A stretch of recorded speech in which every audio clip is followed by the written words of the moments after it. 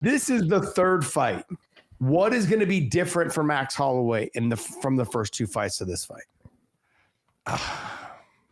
I don't know what's going to be different because he's only going to be able to fight in one way.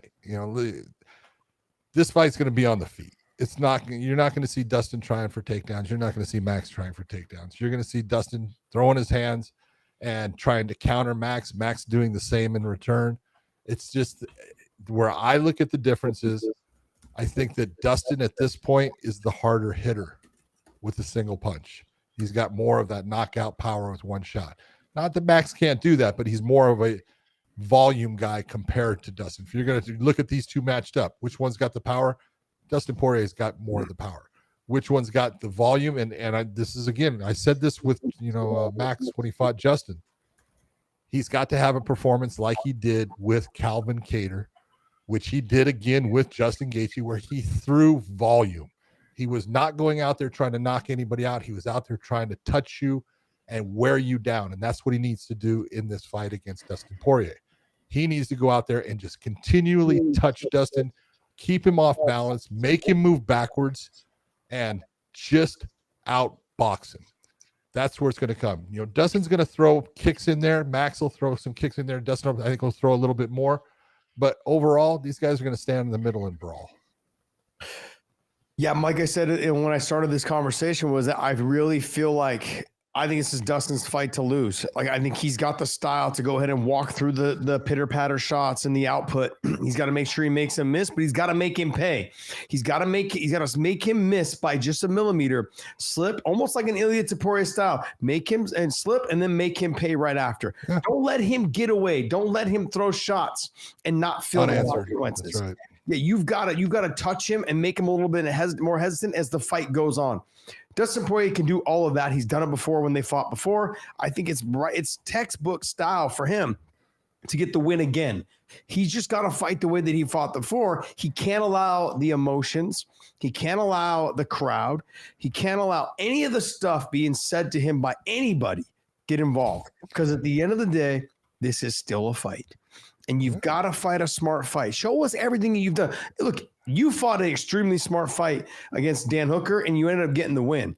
Look, the first two rounds did not go your way. You made some adjustments. Talk about fight IQ adjustments in that fight. Yep. He's going to have to maybe make some adjustments throughout this fight. Because I think at 155, the Max that puts the weight on properly is a different fighter. And what I mean by that is that he's the same fighter. The energy is different. The output is different. The ability to take big shots is different. I think that's what's going to be a little bit different. We saw that in the Justin Gaethje fight. He was able to make Justin miss, and he was able to touch Justin quite a bit. Now, I go back to that fight with Justin. What changed the dynamic of that fight was the spinning back kick to the nose. That fight, you don't know how that fight would have turned out had that not happened. It could have been a completely different fight. How often has it been one shot has changed the course of a fight? All the time. Happens all the time. I was about to say never, but yeah. That's fighting. It happens all the time. It's just part of it. It doesn't mean that it ended the fight, but changed the course of the fight. Happens all the time. I mean, Max has got, like you said, he's got to fight like a Calvin Kattar performance, a Justin Gaethje type performance. He's got to stick and move, get in, get out, and not take damage. That's going to be a tough task against someone like Dustin Poirier coming forward. See, with Justin, it's a little bit more just straightforward walk, trying to grab clinch uppercuts like how he fought Fiziev, right? Justin Gaethje, or not Justin, but Dustin will, I get the two, Justin will make you miss a little bit, and he will throw counters off that. He'll rip the body as well, and he'll fight you in a phone booth. He does a really good job of closing that distance and also rolling his shoulders and covering a little bit better than I feel that Justin Gaethje does. Justin Gaethje does a good job of ducking his head and covering that way, but you can still get hit, whether it's kick to the body, hit to the body, or just hit to the side of the heads. You can still get hit. Dustin more rolls with the shots and then comes off the counter. And so that's where I feel like this fight to me, he has a little bit more of the advantage. He cannot let Max get in, get out, and just keep pot shotting him, because Max got the cardio at 155 to do that all day, all night. And I think Max is probably a little bit faster of the fighter.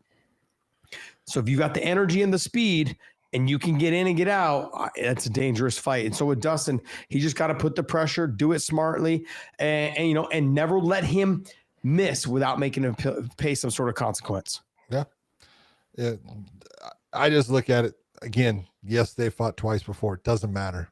It does not matter in this fight. It's going to be who fights the right fight is going to come away the winner. Every single time you fight a world-class guy, doesn't matter if it's a number 1 guy or number 10 guy. If they're world-class and you know they're world-class, at any moment, if you're 1% less than them that night, you're going to lose. That's right. And BJ Penn used to say this all the time. I don't have to be better than you every single night in training or every single day in training. I just got to be better than you that one night. And Max Holloway's just got to be better than him this one night. And Dustin Poirier's just got to be better than him that one night. That's it. The rest is history. It's all being put in the back pocket.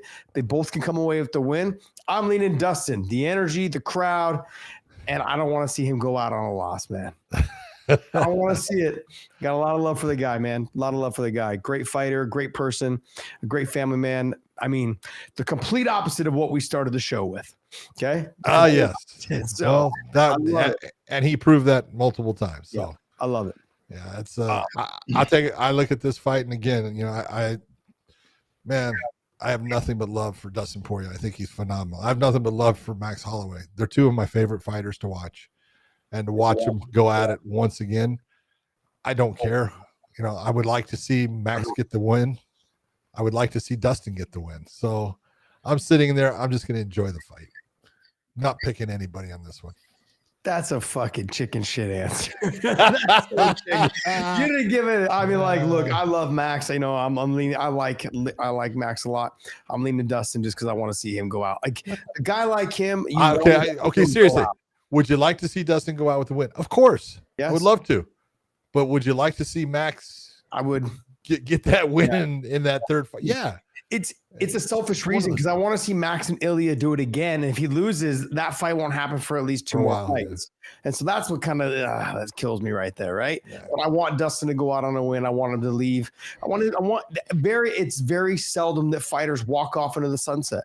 They ride off into the sunset or walk off into the sunset, whatever you say, with a win. And I want to see somebody like him with the personality he has and the person he is and the family man he is. I want to see somebody like him walk off into the sunset with a win. Yep, I agree. If Max wins and fights Ilya and beats Ilya, does that mean Max has won 3 titles? ? Winky face. Because it's BMF. Oh yeah. Featherweight. Right. Yeah, I don't consider I know the BMF is a BMF title. I get it. I know he has the BMF title. I know. It's not a world championship. Yeah, it's not a world championship. I don't consider that like a world championship. You beat Ilya though. I mean, that's your second title. You know. But look, bottom line is the guys that he's beat throughout his career to get to those. I mean, I don't give it. The BMF title to me it's right there is considered because who he has to beat to get it. Like he beat Justin Gaethje, he's gonna have to beat Dustin Poirier to keep it. Like, I'm sorry, those guys are world class. Those are the number 1, number 2 guys. At the time he beat Justin was number 1 in the lightweight division. That's impressive. That's absolutely impressive. So, and that's why I said he shouldn't have went back down to 45. But John vetoed me, and Max listened to him, and look what happened. See, but now I'm hoping he was smart enough to listen to the right guy. That's why I'm saying, like, if Max wins, if Max loses, we get.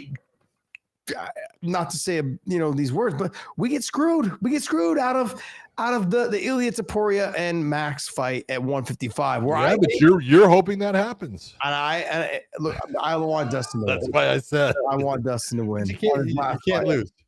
I look at this. I can't win. You mean I can't win? I can't win and I can't lose. Yeah. It's just the same thing. It's like it's tough, but.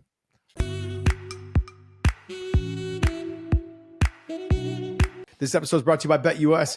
Make sure you guys YouTube 150 for the promo code. Also, Element, use the link in the descriptions down below. Any product you buy from there, they will send you a bonus package of product if you use our link down below. Element's amazing, man. I love it. And I want to say thank you, man. Thank you guys so much for continuing to support us.